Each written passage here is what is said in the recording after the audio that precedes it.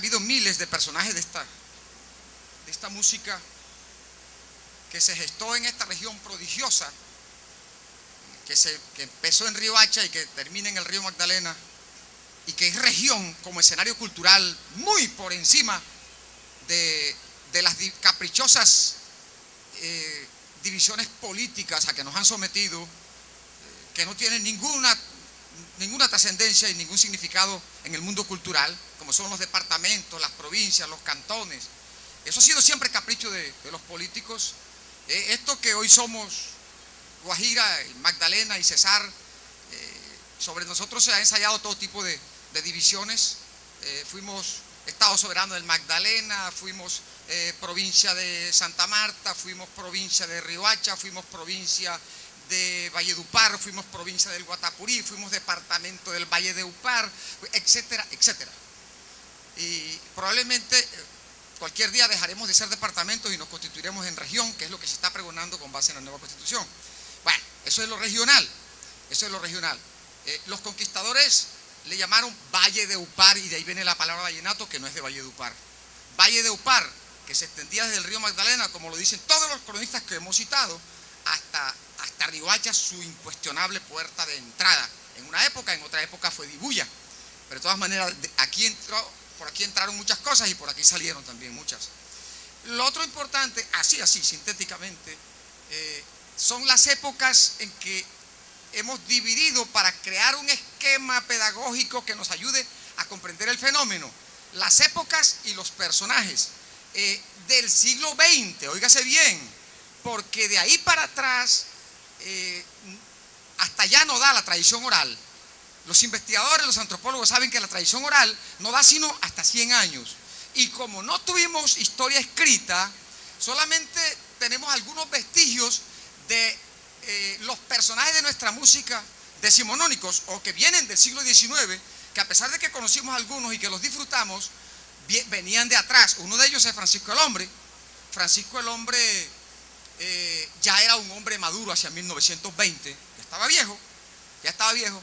Los que pasaban por allí en su burro, en su mula, que venían de abajo, llegaban casi que a venerarlo, a tocar un poco con él, pero él estaba viejo. De eso escuché muchos testimonios, empezando por el de mi padre, que hizo la primaria en Galán y que vivió en la misma casa en donde vivía Francisco el Hombre. Recuerda cómo llegaban a visitarlo. Pero venían de atrás. Él viene del siglo XIX. Esa es la primera generación que hemos ubicado entre 1840 y 1890, los nacidos en ese lapso. Aquí mismo en la región de los Ribanos, como decían allá abajo, que es la escuela que se inicia en Fonseca y que termina en Riohacha, hubo muchísimos, pero estamos acostumbrados a darle todos los méritos solo a Francisco el Hombre.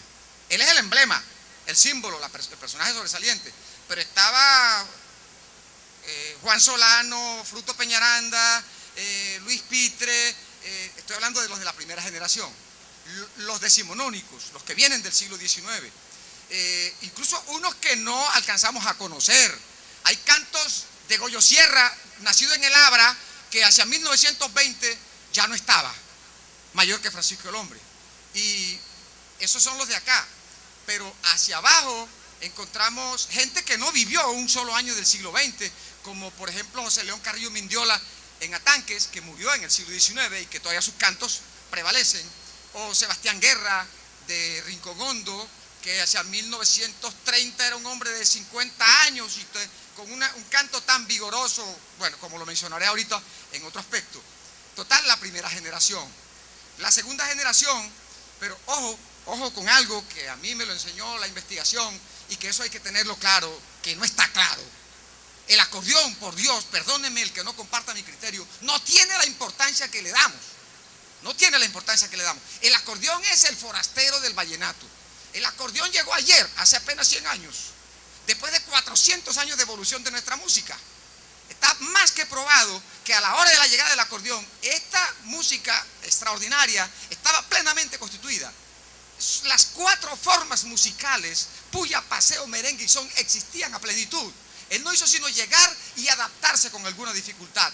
Y en un proceso de más o menos 30 años, ¿sí?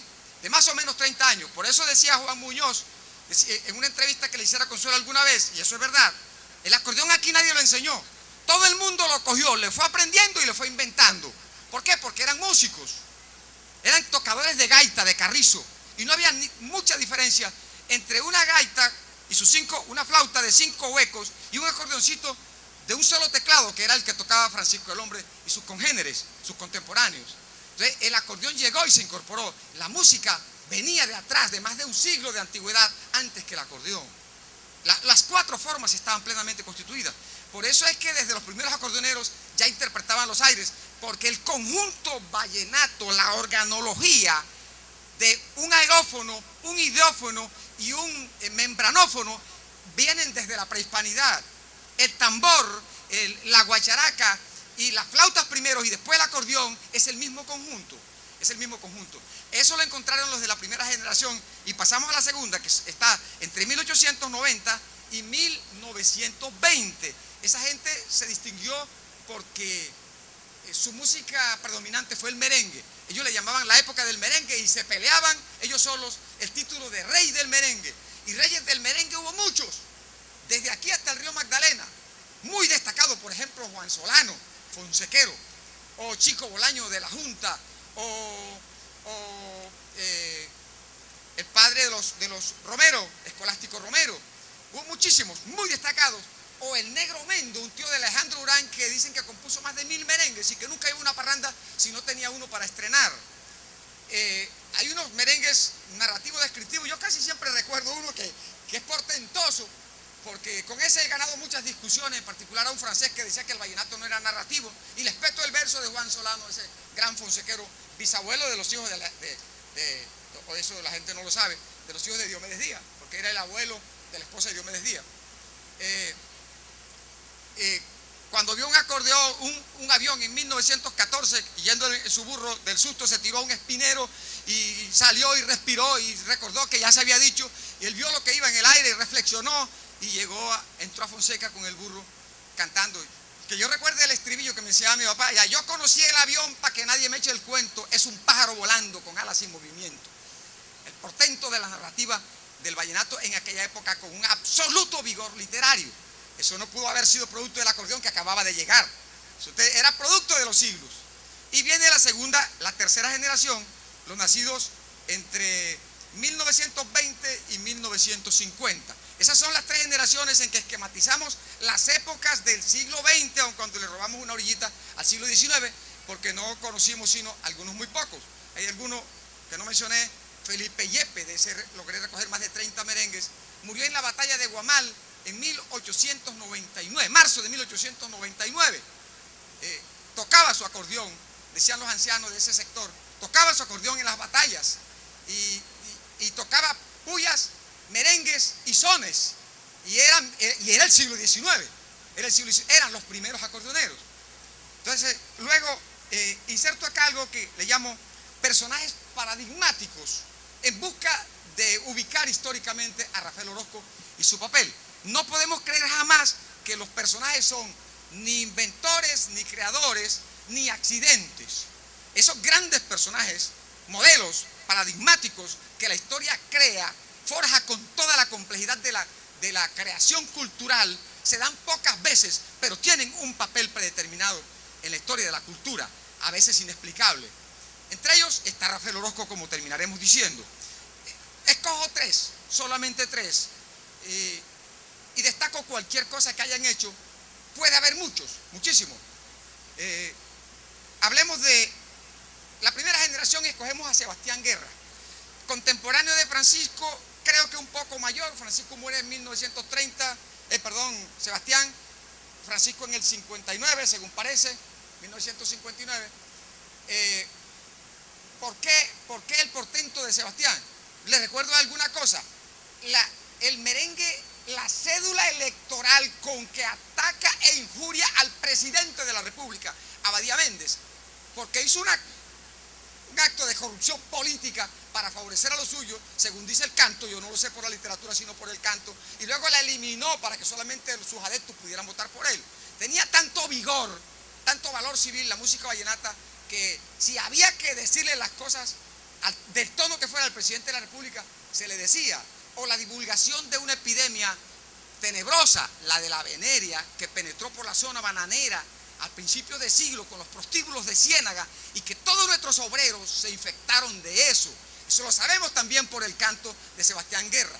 La veneria se llama, por cierto. O la divulgación de un acto de corrupción administrativa. Ya lo sabía, doctor, ya lo sabía. La esposa del alcalde de Chiriguaná en esa época protagonizó un negocio sucio al interior de la alcaldía, y ni corto ni perezoso, ojalá que vieran la letra de ese canto, pero al día siguiente, como en esa época la justicia era rara, el mismo alcalde le espetó una orden de captura que lo tuvo huyendo por el resto de su vida. Ese era el vigor y el compromiso sociocultural de nuestra querida música con el pueblo. Ese es un hombre paradigmático. Otro, de la segunda generación, Chico Bolaño, molinero.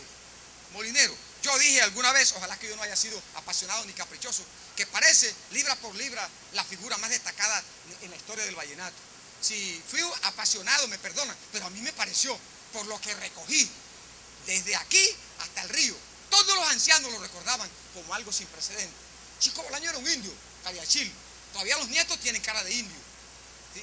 Tocó acordeón desde niño e hizo cosas que no lo dice una persona, sino muchos. Alejandro Urán, por ejemplo, que era del Paso, decía Tomás Darío, nosotros todos tocábamos los cuatro aires con el mismo sonsonete. El que nos enseñó a todos a que cada aire se diferenciaba con el son fue Chico Bolaño. Otro me dice, el primero que tocó los cuatro aires fue Chico Bolaño, porque la cosa no es como hoy. Cada subregión del mundo, del vallenato, desde Riohacha hasta abajo, cada subregión en un principio se caracterizaba por algunos de los cuatro aires, pero ninguna región tocaba los cuatro. Por ejemplo, la escuela ribana, como se le dice a la de Fonseca a Riohacha, no tocaron sino puyas y merengues. La de Valledupar, escuela central, que quizás por ser central y compartir una y otra, tocaba puyas, merengues y sones, porque la palabra paseo es de 1950 para acá. Y los de abajo no tocaban sino sones y merengues. Entonces, este molinero fue el primero que tocó los cuatro aires, Chico Bolaño. Y Chico Bolaño estuvo, según recogí un dato llevado por la familia Enríquez de Riohacha, tocándole una parranda a la reina de Inglaterra una vez en Curazao. Y Chico Bolaño fue el primero que llevó un acordeón a tocar en una emisora en 1942 en Barranquilla, etc. Esta gran región, sin localismos, es la cuna del vallenato con cada uno de sus personajes. Y el emblemático de hoy, el histórico, el inolvidable, el bendecido por Dios en donde quiera que esté, es Rafael Orozco, a quien nunca tendremos suficiente vida para agradecerle. Muchísimas gracias.